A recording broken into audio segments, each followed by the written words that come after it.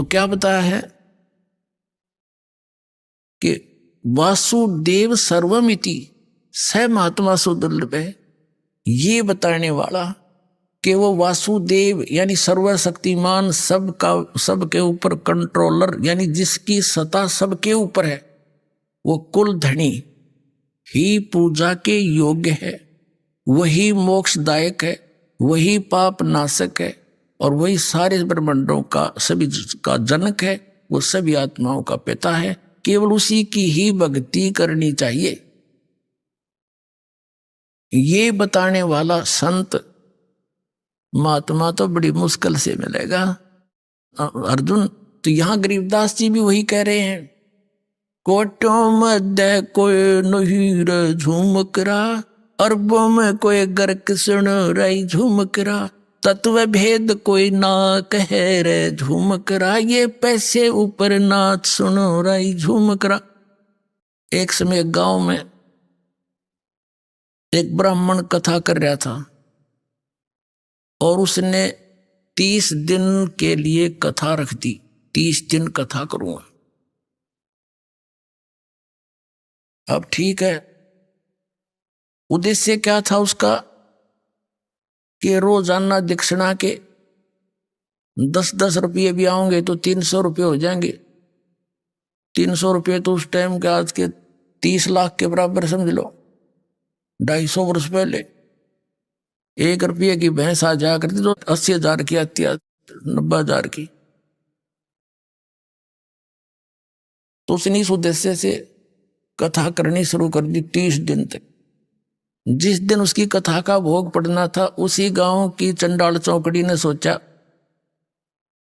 कल इस पंडित जी की कथा का भोग पड़ेगा और गांव वाले वहां इसका चढ़ावा चढ़ा देंगे घना, और यो करा कि यो इसका नहीं चढ़ने देना बामण गए वो आकर गांव में सारे सब तरह के।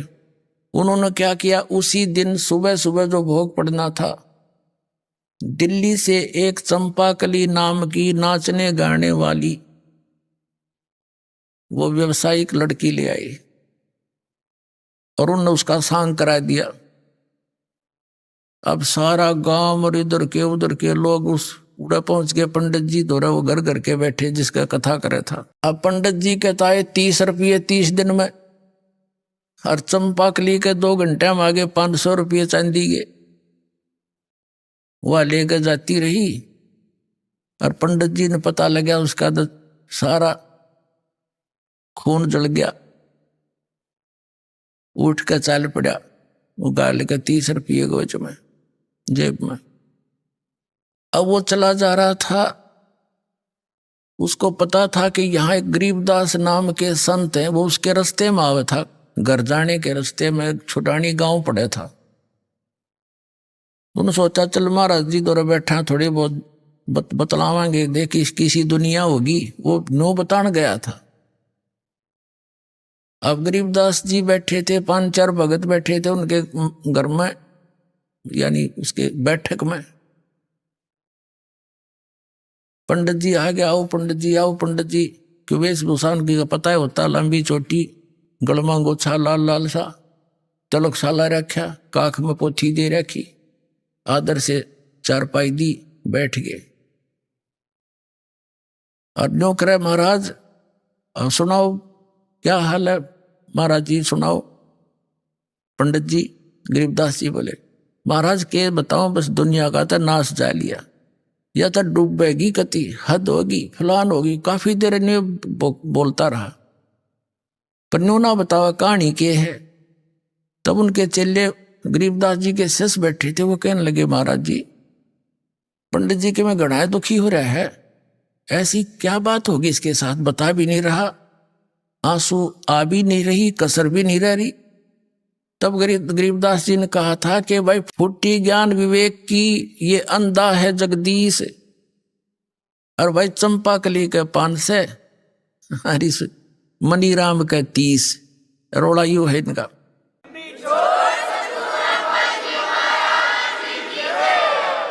वो मनीराम पंडित जी था। अब उसने गरीबदास जी ने बता दिया कि भाई चंपाकली का तो 500 रुपये आ गए, और इस पंडित जी ने 30 दिन तक कथा करी, इसका 30 रुपये आए। यो उसका दुख मान रहा है। तब पंडित जी कहने लगे, महाराज आपने क्यों कर पता लगा, कैसे पता लगा? गरीबदास जी बोले, इस बात ने छोड़, मुझे कैसे पता चला, पर एक बात सुने। आप उस गांव के लोगों को और चंपाकली को उल्हाना दे रहे हो कि मैं उस वहां ऐसा कर दिया, वहां पैसे के लूट लेगी, और तू क्या कर रहा था वहां पर? आप किस उद्देश्य से कथा कर रहे थे?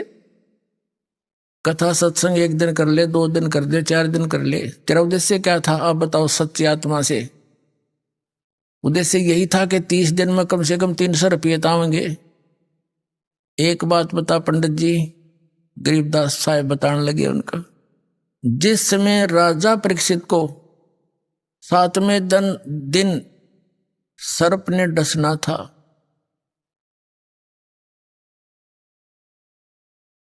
उसको कथा सुनानी थी, उसके लिए कथा करनी थी श्रीमद् भागवत की, जो 30 दिन करके आया तू। और इस कथा के राइटर व्यास जी भी उपलब्ध वहीं थे, और साथ में और भी ऋषि महर्षि जितने थे सब उपस्थित थे। एक मीटिंग हुई थी कि भी इनको श्रीमद् भागवत सुधा सागर की 7 दिन तक कथा सुनाई जाए, ताकि इसका मन संसार से हटकर भगवान में जुड़ जा। 7वें दिन इसको डसना तो है ही, मरना तो है ही। तो ऐसी स्थिति में इंसान ध्यान से सुना करे सारी राम कहानी को। अब उस समय 7वें दिन परिणाम आना था कि कथा कोई वो करे जो अधिकारी हो। अनधिकारी ने कथा की तो इसको कोई लाभ नहीं होगा, इसका जीवन नाश हो जाएगा। तो उस समय किसी ऋषि ब्राह्मण ने हिम्मत नहीं करी वह कथा सुनाने की, इस पृथ्वी के ऊपर जितने भी थे, क्योंकि 7वें दिन परिणाम आना था, उनकी पोल खोलनी थी। ये किसी कथावाचक हैं, तब कहते हैं स्वर्ग से सुखदेव ऋषि को बुलाया गया, जो व्यास का पुत्र था। पांडवों ने उसको प्रार्थना करके नीचे भेजा, और राजा परीक्षित के पुनों से वो विमान में बैठ कर आया। सुखदेव ऋषि स्वर्ग से विमान में बैठ कर आया और 7 दिन कथा सुनाई। 7 दिन कथा सुना के उस अधिकारी से कथा श्रवण करने से उस जो लाभ होना था इस श्रीमद् भागवत सुधा सागर से, वो भी सुखदेव के द्वारा सुनाएगी, कथा कीगी उस कथा से। वह तुम्हारे जैसों से नहीं हो सकता था। क्या लाभ हुआ कि उसकी वृत्ति यहां से हटगी, और जो पुण्य उसने अपने जीवन में उस जब तक किए थे उनके आधार से उस विश्व उसके साथ, शरीर तो यहीं रह गया उसका, सुखदेव के साथ वो स्वर्ग में चला गया।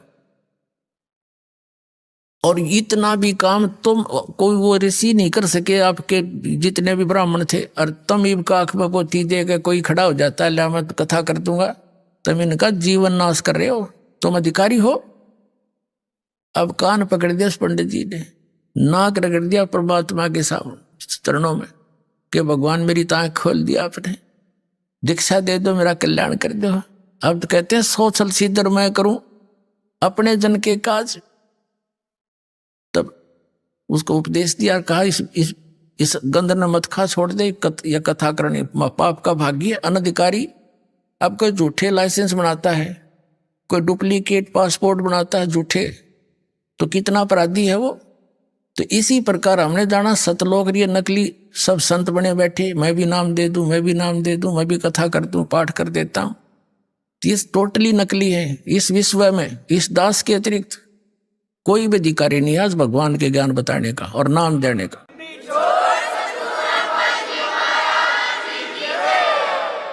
ये अभिमान ना समझना, कति तत्व ज्ञान समझ लेना इसको। अपने आत्माओं जो प्रसंग चला था कि यहां प्राणी कितने दुखी हैं, और हम अपने बच्चों को शिक्षा किस लिए देते हैं? कि ये पढ़कर शिक्षा से हम की महिमा से परिचित हुए, तो आज उस सत्र का लाभ हमारे बच्चे प्राप्त कर रहे हैं। अब ठीक इसी प्रकार जिस समय श्रीमद् भगवत गीता अध्याय नंबर 7 के श्लोक नंबर 29 में क्या कहा है कि अर्जुन, जरा मरण मोक्षाय माम आश्रित यतन्ति ये ते ब्रह्म तत्विदु कर्षणम अध्यात्म च कर्मम अखिलम। वो क्या कहता है गीता ज्ञानदाता कि मेरे इस ज्ञान का आश्रय करके कि तत्वदर्शी संत की खोज करो, और वो तत्वदर्शी संत उस ज्ञान को, उस तत्व ज्ञान को बताएगा जो परमात्मा ने स्वयं आकर वो वाणी बोली है। तो उस तत्वदर्शी संत से मिलने के पश्चात जो जरा और मरण से यानी वृद्ध अवस्था और मृत्यु से छूटने का मोक्ष के लिए यानी इससे बचने के लिए यानी पूर्ण मोक्ष प्राप्ति करने के लिए जो प्रयत्न करते हैं, ते ब्रह्म तत्व विदु, वे उस तत्ब्रह्म को, और कर्षणम अध्यात्म अखिलम च कर्मम, वो सारे अध्यात्म को और सभी कर्मों से परिचित है। अपने आत्मा दास आपको वो अमर कथा सुना करके उस सतलोक की यथा सतिथि बता करके और कई महापुरुषों के प्रमाण दे करके यह सिद्ध करना चाहता है कि आपका हृदय यहां से हटे, ये लोग ठीक नहीं, यहां आप रह नहीं सकते से कितना कोशिश कर लेना। एक व्यक्ति कह रहा था मेरा लड़का बीमार हो गया, 3.5 लाख रुपया लगाए, दोनों गुर्दे खराब हो गए, जान बच गई, खुशी बनाई, विवाह रख दिया। विवाह से 2 दिन पहले बस एक्सीडेंट में मर गया। बता, जिसके लिए सारे पाप कट्ठे कर्म कट्ठे करे थे, धन जोड़ा था, वो धन भी गया और पुत्र भी गया, और आप भी 92 हो गया मरना। तो इसी गंदे लोक में और आप कति खुश हुए बैठे हो, यहीं पर स्थिर हुए बैठे हो। ये लोक रहने का नहीं है। अब तक ना ज्ञान था, मजबूरी थी, कोई बतानिया नहीं था, बताओ थे नकली थे, सट्टे मारे थे, इनके पास समाधान नहीं था। तो अब आपने कमर कसनी पड़ेगी। ठीक है, जब तक आप यहाँ रहोगे आपके साथ परमात्मा रहेगा, आपका आंच नहीं आने देगा, तो सच्चे दिल से इसकी शरण में रहोगे। तो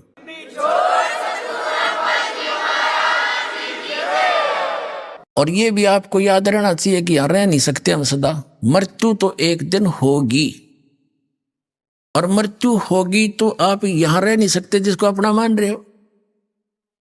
आपकी मृत्यु उस समय होगी जब आप चाहोगे, ये भी सोच लेना। लेकिन चाहोगे इस ज्ञान से, तब तक आपके पोते पोती भी बड़े बड़े हो लेंगे, वो भी भक्ति कर रहे होंगे, तो वो भी सुखी होंगे। तो उस समय आपके मन में एक बीमारी आवेगी, क्योंकि जब जीव को सुख हो जाता है तो ये न सोचा है सारे दुख भूल जाए यहाँ के, नो के ठीक ठाक था, कोई खास बात ना थी, अड़त चाहे कैर टूट रहा सारे जीवन में, और पिछले थोड़े से दिना में सुख हो जाओ, वो सारे दुखों भूल के यूं बढ़िया लगने लग जाता है, और न्यों पता मृत्यु होगी। तो यहाँ के किसी भी सुख की इच्छा नहीं करनी, आप किसी भी वस्तु की चाह नहीं रहे। अंत में मान लीजिए यहाँ सारा परिवार तेरा ठीक और मृत्यु होगी, आप माना नाइजीरिया में पैदा कर दें आपको, बता यू के काम आया तेरा, यहाँ का जोड़ा जाड़ा, और फिर नया प्रोसेस हो शुरू हो जाएगा, प्रोसीजर। मनुष्य जीवन हुआ तो ऐसे, फिर बच्चे पैदा हुए, कोई मर गया कोई जी गया, सारा दिन पेट का रोला, सारी उम्र खत्म हो जाएगी। तो इस जन्म और मृत्यु के इसको लूने याद करके इस चक्कर रहे, आपने हृदय से चाक करनी पड़ेगी वहां की सच्चाई के आधार पे, क्योंकि वहां जाने के बाद फिर धीरे धीरे जैसे यहाँ परिवार जुड़ा है, तो आपका ये परिवार जो आज भक्ति कर रहा है, जिसको आप अपना मान रहे हो, यहाँ नहीं आपका है, ये वहां धीरे धीरे आकर के आपके साथ वहां फिर एक परिवार रूप बन जाएगा। वो फिर कद्दे भी ना मरे, ना बूढ़ा हो और ना मृत्यु हो, सदा सुखी, कोई काम नहीं, परमात्मा की याद वहां भी बनी रहती है, आत्मा को विशेष कसक रहती है, वो वहां का एक आनंद न्यारा उस भजन का। और वो सैर सपाटे कहीं करो, विमान सबके पास है, बड़े बड़े मकान हैं, आगे बहुत बड़े लान हैं, बाग बगीचे हैं, फलदार वृक्ष हैं, ये सत्कर मान लेना, कोई बड़का के बकान की बात नहीं है। खुद संतों ने बताई, खुद परमात्मा ने आके बताया, और आंखों देखा उन महापुरुषों ने बताया जिन्होंने उस सचखंड को देखा। लेकिन उन्हें थोड़ा सा घुमा फिरा कर बताना था, नहीं तो ये नकली पंथ भी वो गुणगान लग जाते जो परमात्मा ने बता रखा था, तो उसको कोड वर्डों बता रखा, और वो कोड वर्ड इस दास का समझ में आए कबीर भगवान की रजा से, और किसी का समझ में ना आए तो उसके आधार से प्रत्यक्ष प्रमाण करके दिखाऊंगा आपको कबीर साहब की वाणी में, जिसको कबीर पंथी रोज पढ़ा करते। अब प्रसंग चल रहा था कि जो वो सुख है सतलोक में और हम खोज रहे हैं इस मृतलोक में, नमक की बोरी में, और बुरा का टेस्ट कोई खोज रहा हो, कितनी समझ है उसके अंदर, उसको पता ही नहीं फिर बुरा कैसी होती है, कहाँ है। तो यहां जब तक हम उस पूर्ण परमात्मा के उस स्थान से परिचित नहीं होंगे, उस सुख से, और उससे परिचित कैसे होंगे, उन महापुरुषों के प्रमाण जिन्होंने आंखों देखा सचखंड और फिर वापस छोड़ा, और उनमें से विशेष आदरणीय गरीबदास साहिब जी और आदरणीय धर्मदास साहिब जी को परमात्मा ने ये विशेष ज्ञान दिया था, और उनके द्वारा लिपिबद्ध उस ज्ञान से प्रमाण आंखों देखा उन महापुरुषों का बताया हुआ, और दास पर रजा हुई जो आपको आज खोल रहा है, ये सारे मिला करके आपको विश्वास दृढ़ करा देगा। ये दास आपका मन ऐसा हट जाएगा इससे, जैसे गीता जी अध्याय नंबर 2 के श्लोक नंबर 46 में कहा कि अर्जुन, जैसे बहुत बड़े जलाशय की प्राप्ति के उपरांत छोटे जलाशय में जैसी आस्था जीव की रह जाती है, ऐसी तेरी श्रद्धा उस परम पिता परमात्मा के तत्व ज्ञान और उस परमात्मा के सुख से सतलोक से परिचित होने के बाद, उस ज्ञान की प्राप्ति के उपरांत इन अन्य भगवानों में और यहाँ के सुख और स्वर्ग के सुख में ऐसी रह जाए। जैसे पहले सभी व्यक्ति तालाबों पर आश्रित होते थे, एक तालाब ऐसे होते थे, वर्षा होगी भर गया सारा वर्ष, उसी से पशु भी पानी पीते थे, उसी से मनुष्य भी जल निकाल कर उसी पर आश्रित होते थे, उसी से थोड़ी बहुत कोई बगीची सिंचाई कर लेते थे। तो उस तालाब का पता होता था, एक वर्ष वर्षा ना हो तो सारा सूख जा, और उस पर आश्रित व्यक्ति भी तड़फ तड़फ कर मरे यदि 2 वर्ष वर्षा ना होते। तो उन व्यक्तियों को, और एक बहुत बड़ा सरोवर झील मिल जाए जो इसमें 10 वर्ष वर्षा ना हो तो भी उसका जल समाप्त ना हो, तो फिर वो व्यक्ति उस छोटे जलाशय को तुरंत त्याग कर उसकी शरण में जाकर बस जाते हैं। लेकिन उस छोटे जलाशय यानी इन भगवानों से जो ब्रह्मा विष्णु महेश ब्रह्म और अक्षर इस परब्रह्म से जो हम लाभ ले रहे थे, वो पर्याप्त नहीं था। वो जलाशय का जो जल था वो पर्याप्त नहीं था, लेकिन बुरा नहीं था। और जब हमने वो मिल गया जलाशय, कौन जाके उसकी तरफ, तो ऐसा समझ लेना वो सतलोक में इतना सुख है, ऐसी सदाबहार स्थिति। यहाँ तो 2 वर्ष वर्षा ना हो, दरे दराए रहे, जहाँ सारे टक्कर मार मार कर मरे जनता, एक दूसरे को खाजा बुड़ के भर भर के, ऐसे बहुत बार पीछे ऐसी स्थिति आई है। ये लोक है, ये तो परमात्मा ने दया बख्शी, पुण्यात्मा को जन्म दिया ताकि ये भक्ति करके पीछा छुटवा लें, सोची दे दी, पंप वगैरह लगा लेते हैं, समय पर वर्षा कर रहे हैं। ये वैसे नहीं हो रही है। अब जितने भी मानव शरीर प्राणी हैं, ये बहुत पुण्यकर्मी प्राणी हैं, लेकिन दुर्भाग्य उनका जो ये पहचान नहीं पा रहे इस दास के द्वारा दिए गए इस ज्ञान को, और वो वंचित इस मार्ग से। तो लेकिन परमात्मा का वचन है कि कलयुग में ये ज्ञान पूरे विश्व में जाएगा और पूरा विश्व इस ज्ञान को ग्रहण करेगा। एक बार ऐसी शांति आवेगी जैसे सतयुग में होया करे, क्योंकि यहाँ की इस बीमारी का पता चलेगा, यूं रोग है क्या, ये माया किस लिए जोड़ रहे हैं? सारा जीवन इस कोठी बंगले बनाने में खो देते हैं, हमारी मृत्यु हो जाती है, हम गधे बने हैं और कोठी नो की नो खड़ी है। बता कोई ये जीवन था हमारा? तो इस मालिक की शरण में आपको सुख भी मिलेगा, जो इस कलयुग में जो मिलने वाला सुख है वो तो आपको देगा ही देगा। इस कलयुग में जो आपको आवश्यक वस्तु होंगी अवश्य देगा भगवान। जो आपको इस कलयुग में देख ले, टेलीफोन और ये मोबाइल और ये टेलीविजन, इंटरनेट और ये गाड़ियां, इनकी आवश्यकता किस लिए? इसकी आवश्यकता अब हमें इसलिए होगी कि हम भगवान की वचन सुना करेंगे। जेब में मोबाइल डाल लिया और मंत्र चल रहे हैं, परमात्मा का सत्संग चल रहा है, जा रहे हैं, कान में लीड ला ली, दूसरे नहीं पता क्या सुन रहा है। और पहले इन्हीं का दुरुपयोग करने के लिए काल ने प्रेरणा कर दी, इसी में फिल्में भर दी हैं, बकवाद भर दी, वो हम पास आउट कर देंगे कति।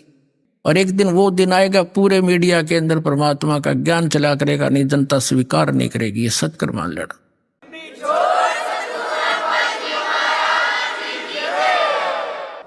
तो पुण्यात्मा, इस झूठे सुख को सुख कहे ये मान रहा मनमोद,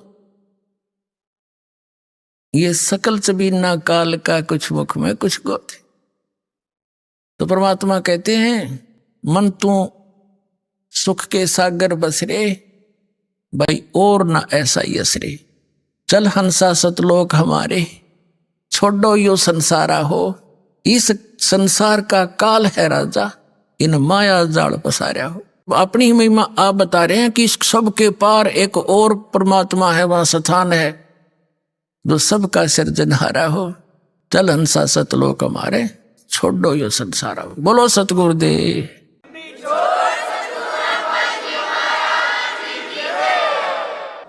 परम पिता परमात्मा पूर्ण ब्रह्म सारी सृष्टि के रचनहार सत्य पुरुष कबीर परमेश्वर जी की असीम रजा से आप सभी पुण्यात्माएं परमात्मा की ये अमर कथा सुनने के लिए उपस्थित हुए।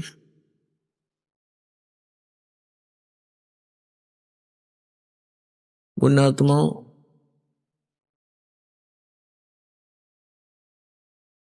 लाल की कीमत को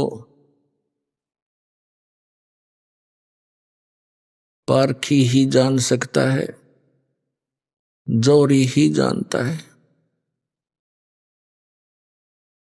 लाल को स्वयं पता नहीं होता उस कितनी कीमत का है। आप उन परमात्मा के उन लालों में से हैं जिनके विषय में बताया है कि लख बर सूरा जोज ही, लख बर सावत दे, लख बर यति जिहान में, तब कहीं सतगुरु शरणा ले। युगों युगों के आप इतने पुण्यकर्मी प्राणी हैं, ना जाने कितनी बार आप ऐसे महान कर्म किए हैं। आपने जनता के अंदर आप बहुत घने प्रसिद्ध हुए, क्योंकि जो नेक आत्माएं होती हैं वही शुभ कर्म किया करते हैं, परमार्थ में शीश दिया करते हैं। लखबर सूरा जो जही, सूरवीर व्यक्ति वो इतना पुण्यकर्मी प्राणी होता है, पिछले पुण्यों के आधार से ही प्राणी अपने प्रत्येक धर्म कर्म पर दृढ़ रह सकता है। जो सूरवीर व्यक्ति होता है वो अधर्म करता नहीं, अधर्म सहन भी नहीं करता, और अत्याचार अन्याय के विरुद्ध वो अपना शरीर भी न्योछावर कर देता है संघर्ष करते करते। तो वो पुण्यकर्मी प्राणी ही ऐसे कर्म किया करते हैं। लखबर सूरा जूझ ही, सूरवीर व्यक्ति युद्ध के अंदर बैक नहीं हुआ करता, लेकिन वो युद्ध बकवादों में नहीं करता, सिर के ऊपर से पानी चला जाता है तब ही वो कोई ऐसा स्टेप उठाया करता है। फिर बताते हैं कि लखबर सूरा जूझ ही लखबर सावत दे। अब तो शायद पृथ्वी पर शायद ही कोई व्यक्ति हो, क्योंकि कलयुग का ये बहुत खराब समय चल रहा है, इसमें ऐसे व्यक्तियों का जन्म शायद ही हो। पहले बहुत होते थे। जिस व्यक्ति के दोनों हाथ घुटनों से नीचे तक लंबे हों या एक हाथ हो, उनको सावत बोला करते थे। वो बहुत वनकर्मी प्राणी होते हैं और वो भी बहुत धार्मिक होते हैं, सहनशील होते हैं, कभी किसी को कष्ट नहीं देते और राज्य पद पर भी प्राप्त हो जाते हैं तो भी वो जनता को अपने बच्चों की तरह रखा करते हैं। फिर लखबर यति जहान में, यति जैसे हनुमान जैसे यति, ये सुखदेव जैसे यति, यानी अपने आजीवन ब्रह्मचारी रहे, जैसे यति पुरुष में भी यही गुण होते हैं। जैसे हनुमान जी थे, यति पुरुष थे, उनके अंदर स्वार्थ नहीं होता, परमार्थ में ही वो अपना जीवन व्यतीत करते हैं। श्री रामचंद्र जी का और उसका कोई रिश्तेदारी नहीं थी। उन्होंने देखा भी एक आदमी जंगल में है, इसकी पत्नी ठाली, नालायक ने किसने ठाई, पहले तो उसकी खोज करी, फिर उसकी देही तोड़ी और बगैर किसी स्वार्थ के उनके साथ रहे। तो यहां बताते हैं कि लखबर सूरा जूझ ही लखबर सावत दे, लखबर यति जहान में। ऐसा परमार्थी व्यक्ति लाखों बार रहा हो तब सतगुरु शरणा ले। आप उन पुण्यकर्मी प्राणियों में से हैं कि परमात्मा ने आपको शरण में ले लिया। अब आप क्या हो गए उसकी भी बताते हैं। गोरख से ज्ञानी घने, सुखदेव यति जहान, सीता सी बहु भारिया, संत दूर अस्थान। अब परमात्मा की शरण में आने से आपकी कितनी वैल्यू होगी। कहते हैं गोरखनाथ जी सिद्ध पुरुष थे और उसने इस काल की साधना करके इतनी सिद्धि प्राप्त कर ली थी। एक बार उसने एक पहाड़ी को अपने वचन से सोना बना दिया था, पत्थर को, और भी कई ऐसी जंतर मंत्र करके बहुत बड़े प्रसिद्ध हो गए थे। तो परमात्मा मिलते हैं अच्छी आत्माओं को, जैसा कि आपको बहुत बार बताया है वेदों में। ऋग्वेद मंडल नंबर 9 सूक्त 86 के मंत्र 26 और 27 में, ऋग्वेद मंडल नंबर 9 सूक्त 82 मंत्र 1, 2, 3 में, और भी अनेकों स्थानों पर ये परमात्मा की लीला में लिखा है कि वो ऐसे लीला करता है, सतलोक में रहता है। ऊपर तेजों में जो सतलोक है वो भी सौ प्रकाशित है, जैसे हीरे और मणि अपने आप प्रकाशित होते हैं। वो एक भूमि है, एक पृथ्वी है सतलोक, और वहां परमात्मा रहता है एक बहुत बड़े गुम्बज में, बहुत बड़े, और सिंहासन पर विराजमान है, मनुष्य सदृश है, सिर पर मुकुट है, ऊपर सफेद छत्र है दाता का। वो कबीर परमात्मा जिसको सतपुरुष भी कहते हैं, सतपुरुष, अमर पुरुष और परम अक्षर पुरुष, परम अक्षर ब्रह्म, ये तो इनकी पदवी के नाम हैं और उनका वास्तविक नाम, शरीर का नाम कबीर है, कबीर देव, कबीर साहब। जैसे अपने देश के प्रधानमंत्री जी का शरीर का नाम अन्य होता है, प्रधानमंत्री, प्राइम मिनिस्टर, ये उनकी पोस्ट के नाम होते हैं। तो वहां ऐसे रहता है और वहां से चलकर आता है, गति करके आते हैं, अच्छी आत्माओं को मिलते हैं और उनको फिर अपनी यथार्थ जानकारी देते हैं, जहां से हम आए थे वह वापस जाने की, इस गंदे लोक से जन्म मृत्यु के रोग को कटवाने की वो जानकारी स्वयं देते हैं। तो वो परमात्मा ऐसे ही अच्छी आत्माओं को मिलते हैं। गोरखनाथ जी को मिले। गोरखनाथ जी पहले तो कह रहा था ज्ञान चर्चा करेंगे। जब परमात्मा ने ज्ञान चर्चा के लिए जब शुरुआत की तो परमेश्वर ने अपनी जानकारी देनी चाहिए कि मैं परम अक्षर ब्रह्म हूं और मैं अविनाशी हूं, या गोरखनाथ के गले नहीं उतरी। तब गोरखनाथ जी ने कई और अटपट किया, परमात्मा ने उसको हर प्रकार से फेल करके फिर अपनी शरण में लिया। तब गोरखनाथ जी ने परमात्मा की शरण ली थी, कबीर परमेश्वर की, और परमेश्वर से ज्ञान प्राप्त करके इस ज्ञान के आधार से, और परमात्मा ने उसको सतनाम दिया था, सार नाम नहीं दिया, क्योंकि वो तो अंतर्यामी है।